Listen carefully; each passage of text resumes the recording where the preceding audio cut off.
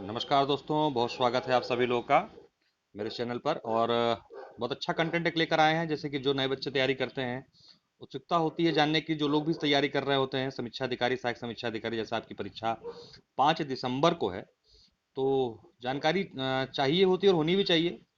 क्योंकि आगे जब आप प्रीलिम्स दे लोगे तो मेंस का जब फॉर्म भरोगे तो आपको वरीयता भर के देनी पड़ेगी कि आपको सबसे पहले कौन सा चुनना है, सचिवालय या लोक सेवा आयोग।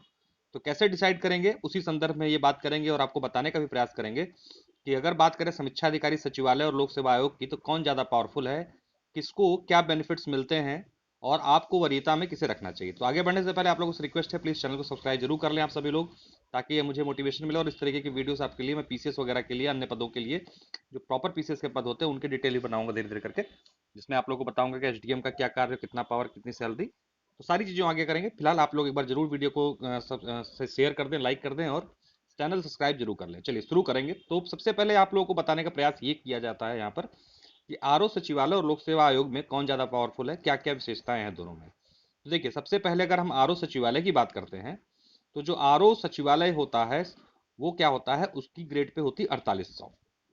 ठीक। लेकिन लोक सेवा आयोग के आरओ की भी ग्रेड पे होती है 4800। अंतर क्या होता है, अंतर ये है कि आरओ का जो आरओ सचिवालय है वो क्या होता है, गजटेड ऑफिसर होता है। ठीक है, गजटेड ऑफिसर की अलग वैल्यू होती है। और लोक सेवा आयोग का जो आरओ होता है वो गजटेड नहीं है। इसी प्रकार से अन्य जगहों पर भी आरओ होते हैं, जैसे आरओ राजस्व विभाग में होते हैं, चुनाव आयोग में होते हैं, तो वो लोग भी गजटेड नहीं होते हैं। सिर्फ आरओ जो सचिवालय होता है वो गजटेड होता है। तो 4800 ग्रेड पे है। तो आप मानिए इस चीज को कि काट पीट के लगभग हाथ में 50,000 के आसपास सैलरी जो है इसकी महीने की आती है। दूसरी सबसे अच्छी बात क्या है आरओ सचिवालय की, कि एक तो इसको मल्टीपल विभाग में कार्य करने का मौका मिलता है। जब आप समीक्षा अधिकारी बन जाते हैं सचिवालय में, तो जरूरी नहीं कि आपको एक विभाग मिल जाएगा तो आजीवन आप उसी में रहोगे। आपका ट्रांसफर होता रहता है इंटरनल डिपार्टमेंट। मतलब जैसे आप मान लो आरओ कार्मिक हो शुरू में, तो फिर आरओ सचिव गृह हो जाओगे। इसी तरीके से आप आबकारी में चले जाओगे, शिक्षा में चले जाओगे।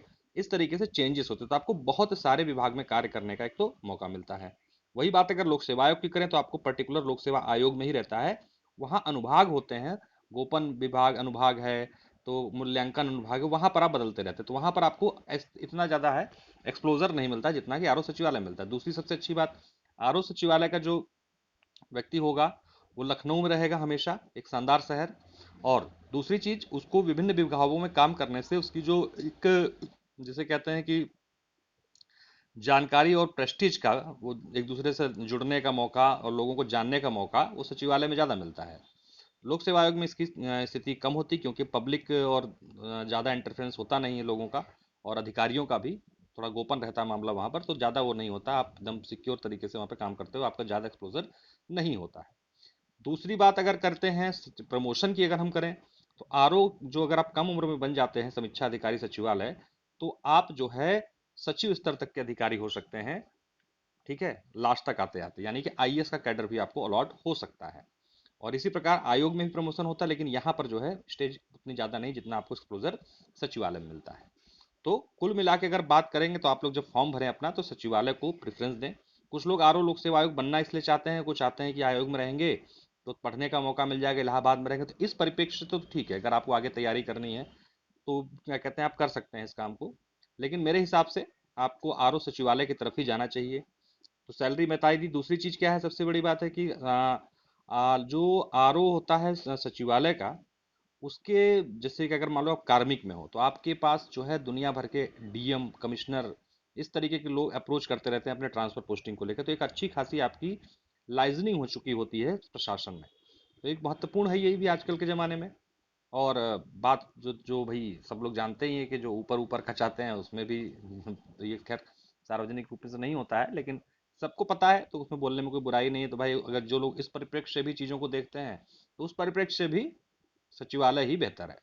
तो हर तरीके से मैंने बता दिया आप लोगों को। तो आरओ सचिवालय की तरफ जाएं। आप लोगों को आने वाले समय के लिए बहुत बहुत शुभकामनाएं। जो 5 दिसंबर को आपका पेपर है, और जो पेपर आपका इसका मेंस अप्रैल में होगा, तो उसके लिए तैयारी हिसाब से करें। जब भरें आप फॉर्म, तो इस चीज़ का ध्यान रखें मेंस के समय, क्योंकि इसमें इंटरव्यू नहीं होता है। तो ऐसी दशा में क्या होता है, आपको मेंस के समय में ही, मेंस से पहले ही अपनी वरीयता भर के भेज देनी होती है, उसमें फिर चेंजेस नहीं होते, इस बात का ध्यान देना होगा। कभी लोग हो जाते हैं, बहुत जानने वाले हैं, गलती से उन्होंने लोक सेवा आयोग भर दिया लालच में कि लोक सेवा आयोग का है तो हमको जानकारी मिल जाएगी आयोग में क्या हो रहा कैसे हो रहा, कुछ और तो कोई जानकारी मिली नहीं। अब पछताते और हैं कि अरे यार ये तो कहाँ फंस गए।